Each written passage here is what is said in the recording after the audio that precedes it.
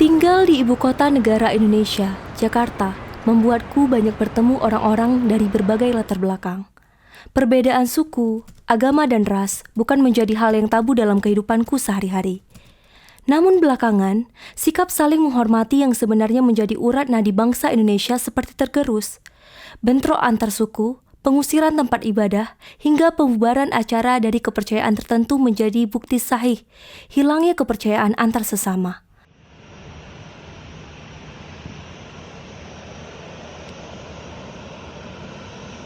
Padahal, jauh sebelum era yang disebut modern saat ini, sikap toleransi telah menjadi nadi dalam setiap tingkatan masyarakat.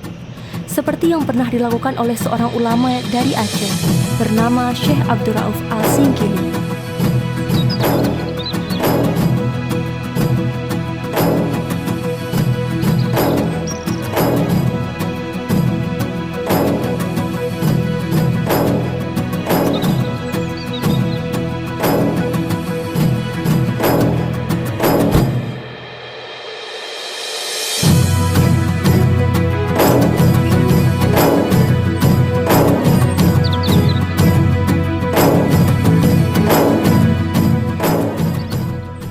Perkenalkan, namaku Nabila, Cut Nabila Syafitri.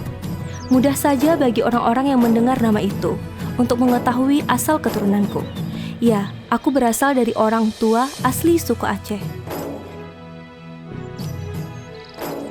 Di tengah era pandemik saat ini, aku berkesempatan pulang ke kampung leluhur yang telah lama tak kusambangi. Selain menyelesaikan urusan pekerjaan, kesempatan ini kumanfaatkan untuk mempelajari lebih dalam mengenai pola dakwah Syekh Abdul Rauf yang terkenal toleran.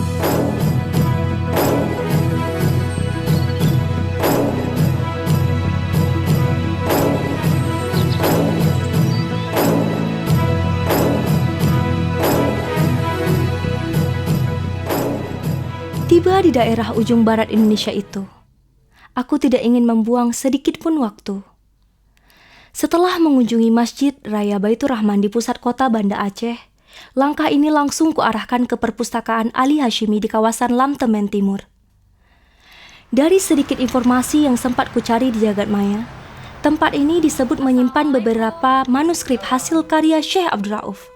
Rasa penasaranku tidak tertahan untuk segera melihat karya-karya besar ulama yang juga dikenal dengan lakap Syah Kuala itu.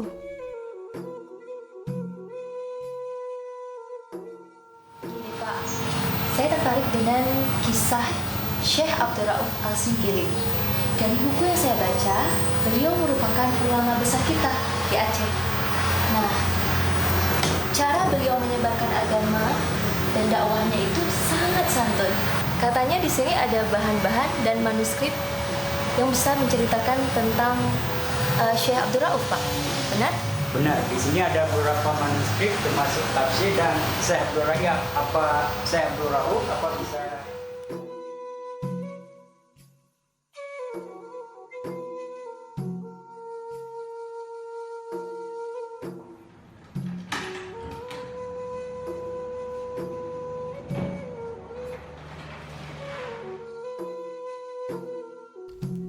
Dua manuskrip kemudian diberikannya kepadaku.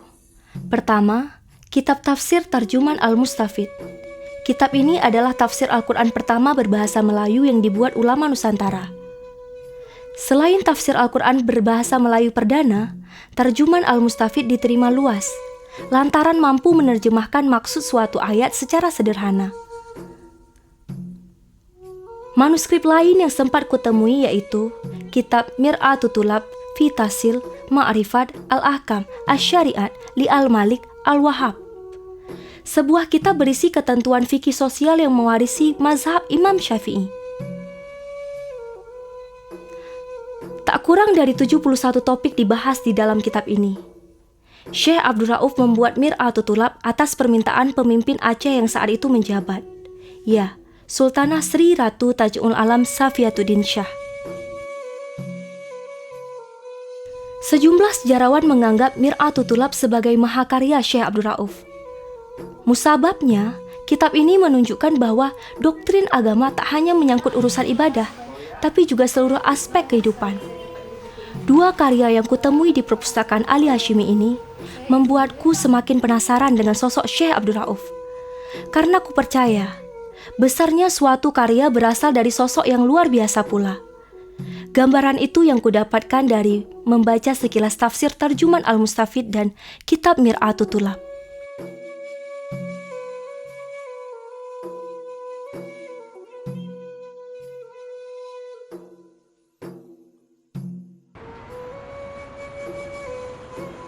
Di sela-sela kunjunganku di Banda Aceh, kusempatkan untuk bertemu sahabat lama, Aldi Ferdian.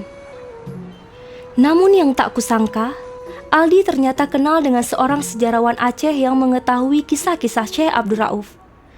Dirinya berjanji akan mendampingiku bertemu dengan sejarawan tersebut.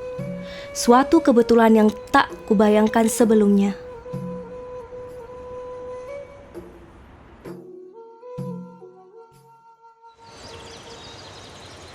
Perjalananku mencari jejak Syekh Abdul Rauf masih berlanjut.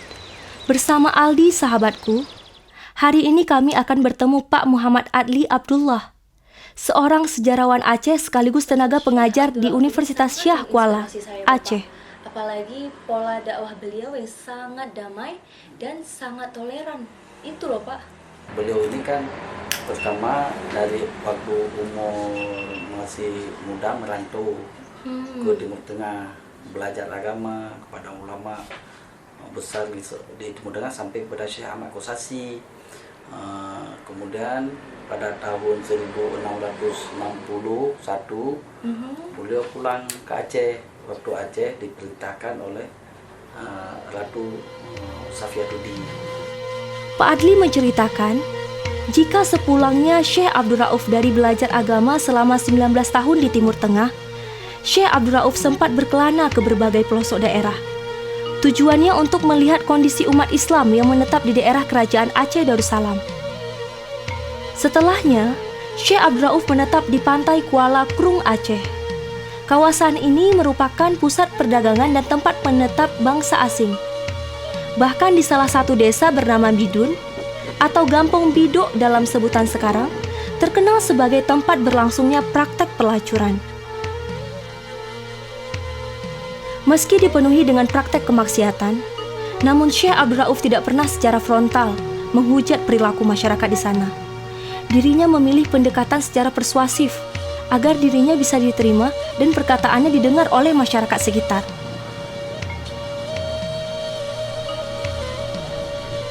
Berhasil mengubah Gampong Bidun dari kawasan pelacuran menjadi pusat pendidikan agama Islam, menjadikan nama Syekh Abdul Rauf semakin dikenal. Kepopulerannya pun sampai ke telinga Sultanah Sri Ratu Tajul Alam Safiatuddin Shah yang kala itu memerintah kerajaan Aceh Darussalam.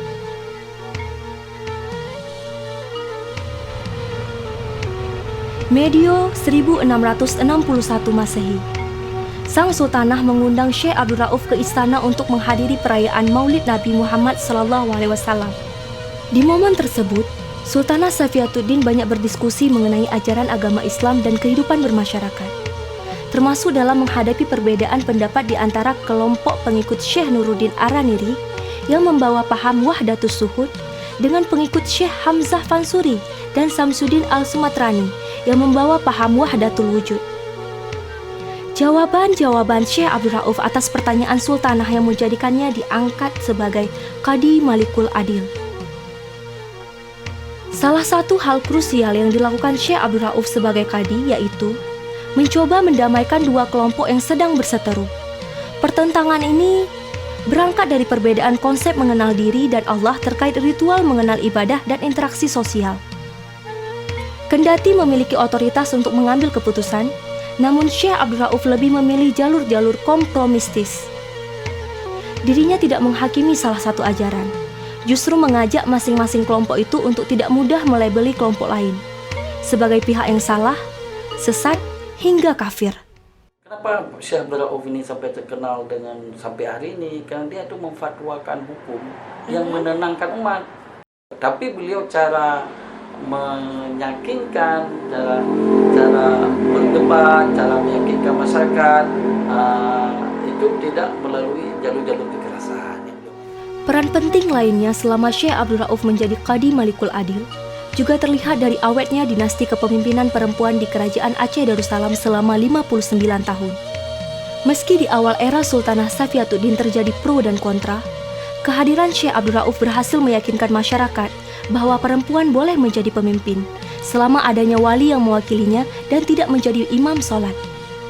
Sehingga mulai saat itu, pertentangan soal pemimpin perempuan tidak lagi menjadi perdebatan. Hingga pucuk pimpinan berganti kepada Sultanah Sri Ratu Nakiatuddin Shah yang memerintah dari tahun 1675 hingga 1678 Masehi dan Sultanah Ratu Zakiatuddin Inayat Shah pada tahun 1678 hingga 1688 Masehi. Baru setelah Syekh Abdul Rauf wafat pada tahun 1696 Masehi, pertentangan mengenai kepemimpinan perempuan kembali menyeruak. Pendatang dari Arab yang dipimpin oleh Syarif Hashim mulanya hadir ke Aceh untuk mencari bantuan untuk pembiayaan operasional Masjidil Haram. Namun, selang beberapa tahun kemudian, Syarif Hashim tidak kembali ke Arab dan menikahi Sultanah Kamlat Shah yang kala itu telah menjabat sebagai sultanah. Pada tahun 1699 Masehi, Syarif Hashim kemudian membawa fatwa dari Arab yang menyebutkan kepemimpinan perempuan tidak sesuai dengan syariat sekaligus membangkitkan polemik lama. Tidak ada lagi yang mampu menyelesaikan pergolakan tersebut hingga fatwa itu kemudian dijadikan alat untuk mengakhiri era kepemimpinan sultanah di Kerajaan Aceh Darussalam. Sultanah yang terakhir, Sultanah Kamalat Shah, pada akhirnya tidak ada lagi yang membela beliau sebagai waliul mulki. Tapi pada siapa Syekh Abdul Rauf meninggal, akhirnya si istrinya ini Ratu Kamalat Shah dimakzulkan.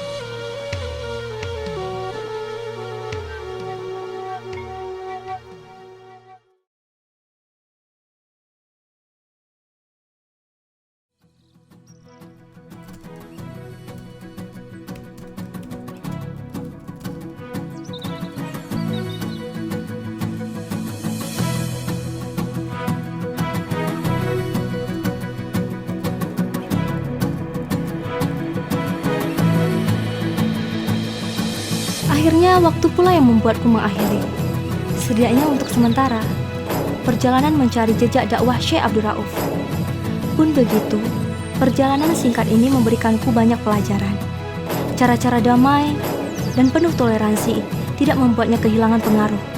Tidak mudah menghakimi pihak lain, menyelesaikan perbedaan dengan musyawarah, serta kebijaksanaan dalam membuat keputusan justru membuat nama Syekh Abdul Rauf semakin harum sampai seantero Nusantara. Terima kasih Syekh, darimu aku paham makna toleransi yang sebenarnya. Salam.